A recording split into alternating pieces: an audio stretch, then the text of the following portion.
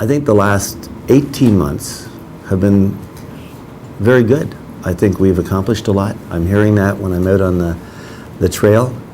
Yet the ghost of the first 2 years of inexperience, the first 2 years of my surprise election in 2006, are still haunting me through this poll. And I just wanted to tell the citizens of Ottawa that I'm sincerely sorry for the first 2 years. It's not going to be the first year of the next term. It's going to be year 5 of my mayoralty, should they elect me. And I guess I'm going to be asking them on a very personal level to give me the chance to believe in me again. The next 4 years won't be a replica of the first 4 years. The next 4 years will be the last year times 4.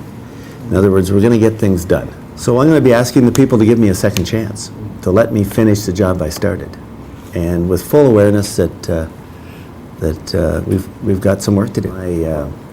My big error was not taking the time during the first 6 months of my term to really understand the mechanism and the way that City Hall worked. I didn't sit back and realize that I was in a completely different environment than I had been in the corporate world. And although my objectives remain the same, the actual way that you achieve things in the municipal world is quite different and a lot slower. I could make is the city is complex. We offer over 100 different services to 900,000 plus people.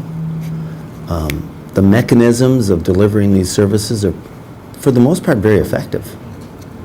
I think I found more that I was happy with in the operations of the city than parts that I was unhappy.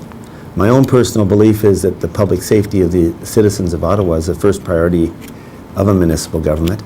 And from that mark, with very few exceptions, the city of Ottawa looks after the safety from a water, from a police, fire, paramedics.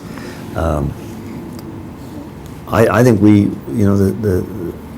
on the public safety side, the city does an absolutely exceptional job keeping you and your family safe. So as a leader, you have to look ahead. Where's the puck going?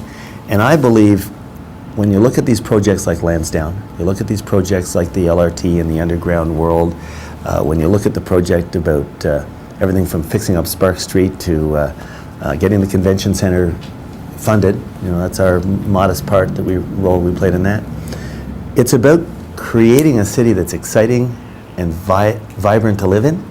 And when you put that on the table and you look at 50 years and you realize that these people who are going to be our economic drivers of the future are very mobile, and they're going to go places, they're going to go to cities that they're comfortable, they're safe, and they can have fun out. I'm not asking for capital money for the ring road. I'm asking to get Spark Street, raise it in priority so the next time we go through the cycle, like we have in the past with Preston Street, which has been a huge success, Bank Street, Wellington Street, that one of these streets we put into that equation, along with our partners at the NCC, is Spark Street. I think when I take a look at the whole concept of city planning, I think it's time to revisit it. I don't think and I will be releasing a formal statement on this towards the end of the week, but I'll give you a bit of a hint. Over the next 30 years, we're going to need to have more places like Canada. We're going to have to cultivate industry or government offices in Orleans, and maybe we're going to need another satellite within the context of the city boundary, a satellite town, if you wish. I think we need to have that debate, and we need to go forward and really look at how you want to build a city in the 21st century. The ring road is part of my thinking on that, which is why I said we want to get that back into the planning. I have a much better understanding, and I said this to Bob Shirelli just a week or so ago when I gave him one of my mayor's medallions. I said, Bob, when I first got elected, I thought I could do better than the clowns that were in there. I said, after I got in there, I realized that those clown shoes are pretty big shoes to fill. And I meant that sincerely. It's a big job. It's a hugely complex job because of the wide variety of issues that you're dealing with. And there never is a simple answer. And as I gained a greater appreciation for it, I was able to empathize more with the managers who were dealing with it.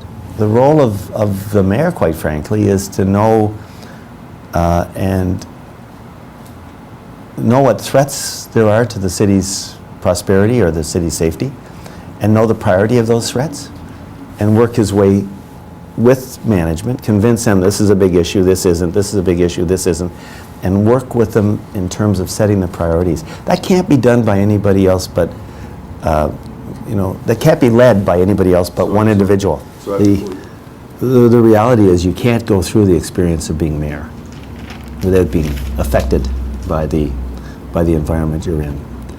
You can't go through other things that I went through as an individual without being affected as a person. They were talking about it actually at the campaign office. So they said, you're not quite so cocky anymore. And I guess that's true. It's a big job. And the response, when you start making decisions about things like light rail, Lansdowne Park, the Ring Road idea, when you start talking about those things and bringing those things along, you realize that you are actually changing the city for the next 100 years. And you have a major responsibility as a person, as a manager, as a leader, to make sure you do what is in the best interest for the people for the balance of the century. And that responsibility starts to weigh on you. I mean, you start to realize that you have to be much more measured and much more thoughtful. Sort of enjoy the campaign a little bit. I thought I was going to enjoy the campaign a little bit because I thought I could let the old Larry back out. The old Larry's gone.